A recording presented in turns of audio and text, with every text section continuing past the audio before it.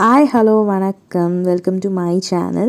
My name is Srileka. I make some video contents related to my exploration videos, the places I hang out, and recently I got fall in love in making beaded jewelries related to that content, and even some of those products I try on my skincare products too. And if you want, you can check out in my channel.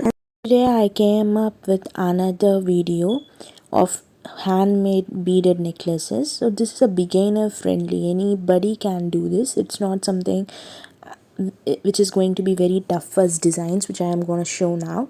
These are all very beginner friendly. Anybody can try this.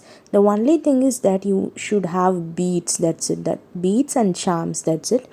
So these are all like beginner friendly, and you have to choose the colors of your choice. So I have chosen this mixed color which is going to be perfect for any outfit, and this one is purple and pink combination. First of all, my suggestion is that you can try this kind of necklaces of the beads which you own first, then you get the confidence of making different designs. Thank you so much for watching.